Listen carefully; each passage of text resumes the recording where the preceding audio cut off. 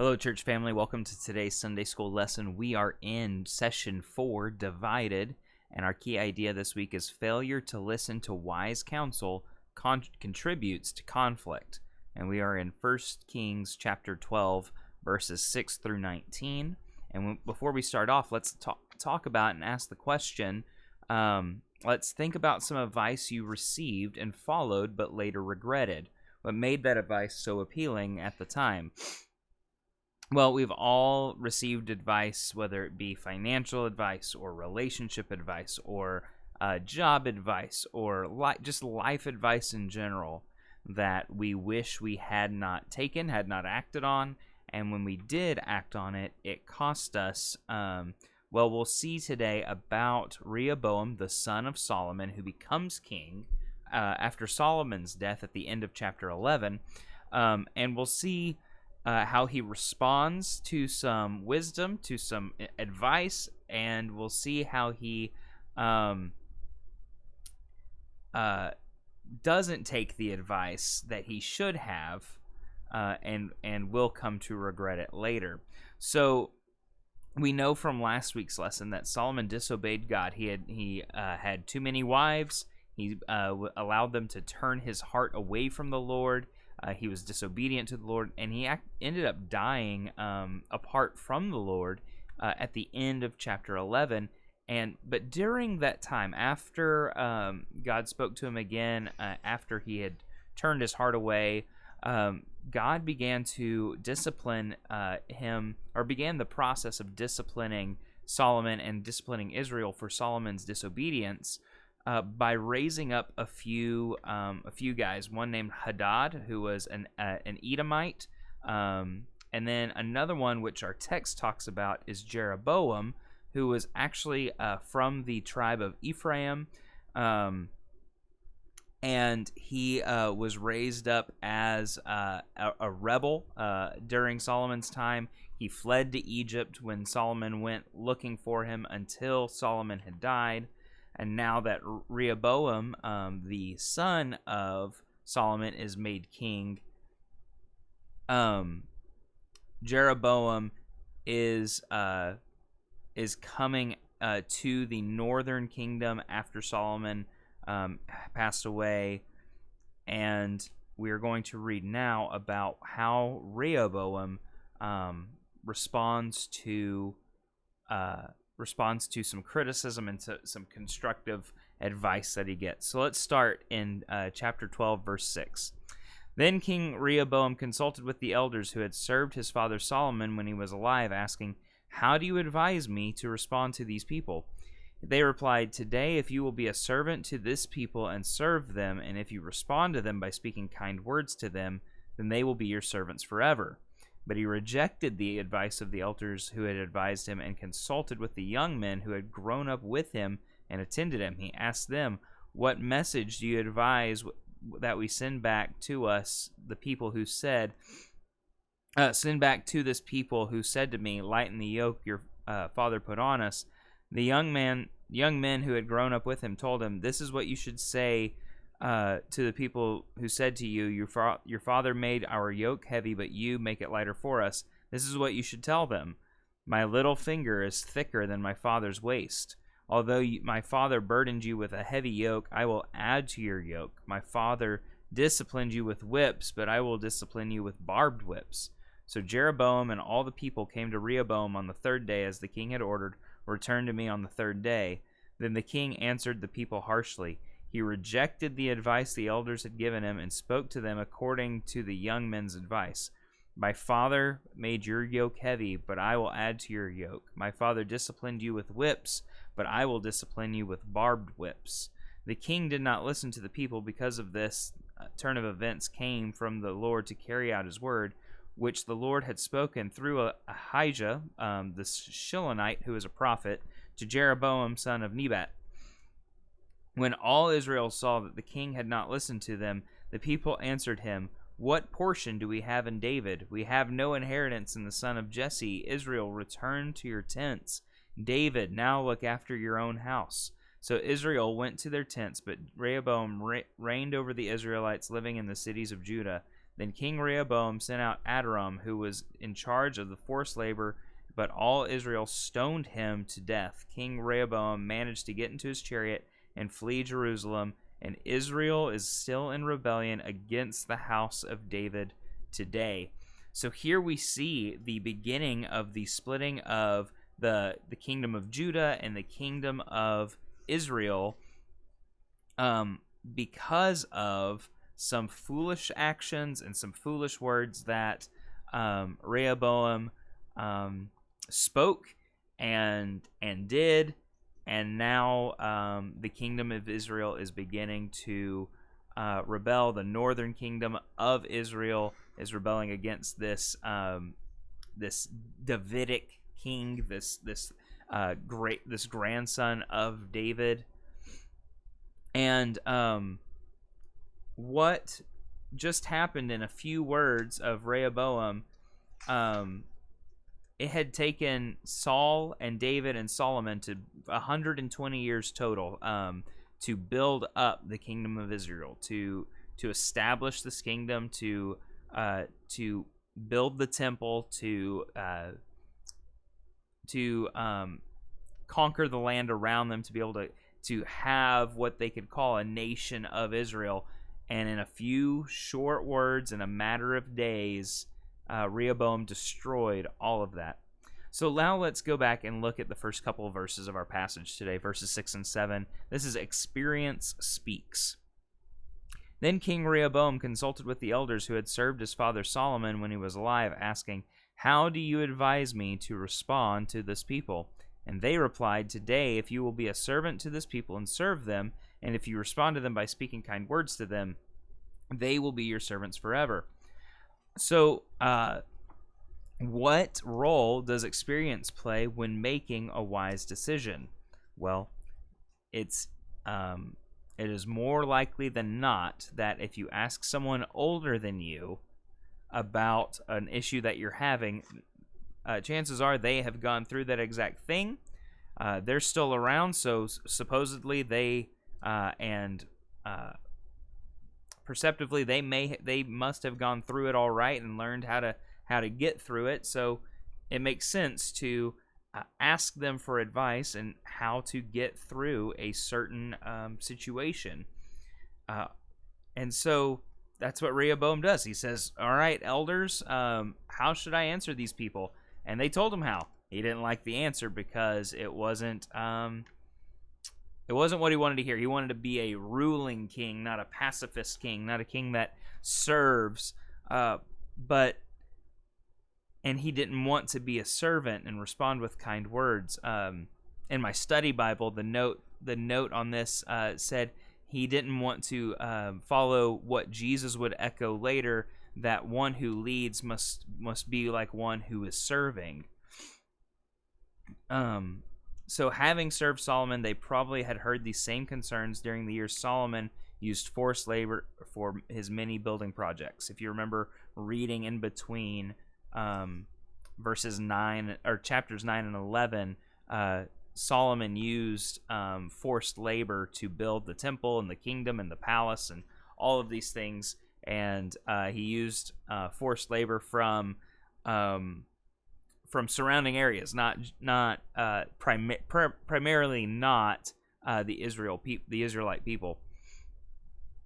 So, how did the advice of elders compare to what Jesus taught his disciples in Matthew 20 verses 26 and 27? Well, let's just turn there together. Matthew chapter 20 verses 26 and 27.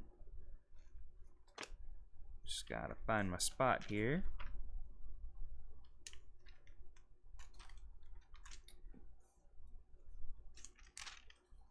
Matthew chapter 20 verses 26 and 27. He says, "It must not be like that among you. On the contrary, whoever wants to become great among you must be your servant." Like I said earlier, the one who leads must be willing to be one that serves. "And whoever wants to be first among you must be your slave." And then Jesus goes on to say, "Just as the Son of Man did not come to be served, but to serve, and to give his life as a ransom for many." So the elders were, by the power of the Holy Spirit, or by just wisdom from time and kings gone by, they echoed these same words of Jesus, that he should be a servant, and that he should first act in the best interest of his people rather than expecting to be served. And Rehoboam rejected that. He had rejected this advice. They had clearly not told him what he wanted to hear. And so then he consulted with young men, and the young men told him something different. So let's look now at verses 8 through 15. This is arrogance reigns. But he rejected the advice of the elders who had advised him, and consulted with the young men who had grown up with him and attended him. He asked them, "What message do you advise that we send back to this people who said to me, 'Lighten the yoke your father put on us'?" The young men who had grown up with him told him, "This is what you should say to this people who said to you, 'Your father made our yoke heavy, but you make it lighter on us.' And this is what you should tell them, 'My little finger is thicker than my father's waist.'" Basically, I'm a bigger man than my father was. I'm going to be so much worse. "Although my father burdened you with a heavy yoke, I will add to your yoke. My father disciplined you with whips, but I will discipline you with barbed whips." So Jeroboam and all the people came to Rehoboam on the third day, as the king had ordered, "Return to me on the third day." Then the king answered the people harshly. He rejected the advice the elders had given him, and spoke to them according to the young men's advice. "My father made your yoke heavy, but I will add to your yoke. My father disciplined you with whips, but I will discipline you with barbed whips." The king did not listen to the people because of this turn of events came from the Lord to carry out his word, which the Lord had spoken through Ahijah the Shilonite to Jeroboam the son of Nebat. When all of Israel saw that the king had not listened to them, the people answered him, "What portion do we have in David? What is their share or inheritance in Israel, because David's no longer king? We have no inheritance in the son of Jesse. We're not related to Jesse." So Israel went to their tents. Oh, sorry. I skipped a line. "Israel, return to your tents. David, now look after your own house." Basically, those of you who are not from the tribe of Judah, the tribe that of Jesse and David and Solomon, go back home. Go back to your tents. So Israel went to their tents. Here we see how arrogance reigned, and now next division will ensue. So what blinded Rehoboam to any potential pitfalls in the young men's advice? Well, arrogance. His own arrogance, his own high-mindedness about himself, where he got it in his head that because he's now king, he's in charge, he's large and in charge, and he isn't going to listen and be like his father. He's going to rule with an iron fist and try to bend everyone to his will. And instead, what happens here is everyone walks away. Most everyone walks away. And so with that in mind, how might arrogance have played into the advice that Rehoboam's young consultants gave? Well, again, they're young men. They are wanting glory for themselves. They're wanting to talk a big game, but they don't have the wisdom or the expertise or the experience to follow that up. And so they were blinded to the consequences, much like young people are, much like I am still blinded to the consequences of our impulsive actions. So, like I said earlier, Rehoboam now has destroyed in just a few days what Saul, David, and Solomon had taken 120 years to build. He wanted to rule over this glorious kingdom that he inherited, but he ruled over now only those who lived in the cities of Judah, the southern kingdom of the nation of Israel. So now let's finish up and read the last section here. Division ensues. This is verses 16 through 19. When all Israel saw what the king had done, what the king had not listened to him, the people answered him, "What portion do we have in David? We have no inheritance in the son of Jesse. Israel, return to your tents. David, now look after your own house." So Israel went to their tents, but Rehoboam reigned over the Israelites living in the cities of Judah. Then King Rehoboam sent Adoram, who was in charge of forced labor, but all Israel stoned him to death. King Rehoboam managed to get into the chariot and flee to Jerusalem. Israel is still in rebellion against the house of David today. And this division lasts 2 centuries, 200 years. So what are the differences between Rehoboam and Jeroboam? How did their actions contribute to the division that occurred? Well, to answer that question, we have to go back and look at chapter 11 and the first part of chapter 12, and to be able to talk about the difference between Jeroboam and Rehoboam. So let's turn to chapter 11.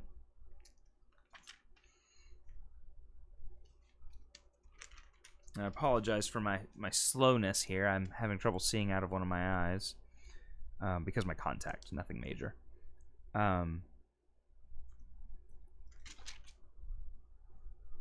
So starting in verse 29, this is where Jeroboam meets Ahijah. During that time, the prophet Ahijah the Shilonite met Jeroboam on the road as Jeroboam came out of Jerusalem. Now Ahijah had wrapped himself in a new cloak, and the two of them were alone in the open field. Then Ahijah took hold of the new cloak he had on, and tore it into 12 pieces, and said to Jeroboam, "Take 10 pieces for yourself, for this is what the Lord God of Israel says. I am about to tear the kingdom out of Solomon's hand, and I will give you 10 tribes. But 1 tribe I will remain his for the sake of my servant David, and for the sake of Jerusalem, the city I have chose out of all the tribes of Israel. For they have abandoned me. They have bowed down to Ashtoreth, the goddess of the Sidonians, to Chemosh, the god of Moab, and to Milcom, the god of the Ammonites. They have not walked in my ways to do what is right in my sight, to carry out my statutes and my judgments as his father David did. However, I will not take the whole kingdom from him, but let him be ruler all the days of his life, for the sake of my servant David, whom I chose, who kept my commands and my statutes. I will take 10 tribes of the kingdom from his son and give them to you. I will give 1 tribe to his son, so that my servant David will always have a lamp before me in Jerusalem, the city I chose for myself to put my name there. And I will appoint you, and you will reign over all you want, and you will be king over Israel." So here is where Jeroboam is being anointed and prophesied as the king of the northern kingdom of Israel. After that, if you obey all I command you, walk in my ways and do what is right in my sight in order to keep my statutes and my commands as my servant David did, I will be with you. I will build you a lasting dynasty, just as I built for David, and I will give you Israel. I will humble David's descendants because of their unfaithfulness, but not forever. Therefore, Solomon tried to kill Jeroboam, but he fled to Egypt to King Shishak of Egypt, where he remained until Solomon's death. And so then Solomon died in verses 41 through 43, and then now the kingdom is divided. When Jeroboam heard about the death of Solomon, he came back to Israel, and this is where our text picks up. So what is the difference between Rehoboam and Jeroboam? Well, Jeroboam is a righteous young man. He is one who is going to rule over not only 10 other tribes of Israel, but also his tribe. I'm assuming because there were 12, and one was given to the nation of Judah, and then the other 10 were given to Jeroboam. I'm assuming that either one in there is Levite, the Levite clan, clan of Israel, who was the priestly clan, or it was the clan of Israel, Ephraim, which is who Jeroboam already would have ruled over, as that's where he was from. So the difference between them is Jeroboam was a righteous man. He was a young guy who was willing to listen to the Lord. He had been anointed king, whereas Rehoboam was young and inexperienced and arrogant in his inexperience, and inherited the kingdom rather than being anointed to it. And their actions contributed to the division that occurred because of their differences, because of Jeroboam's rebellion earlier in this whole account, earlier in the history when he rebelled against Solomon. And so now this is just a ripping and tearing of the nation of Israel into two kingdoms, the northern kingdom of Israel and the southern kingdom of Judah. So that is how our lesson ends today, just with a difference in kings, and we will see that there will be good and bad kings for both the northern kingdom and the southern kingdom. Both kingdoms will be ultimately destroyed, as we saw with our study in Daniel and our study in Ezekiel. And so these are going to be there's a lot of history that takes place over the next several hundred years in the nation of Israel, and we can learn from Rehoboam by not repeating his mistakes and taking bad advice rather than the good, wise advice that we are given. So thank you for joining me today. I look forward to worshiping with you very soon.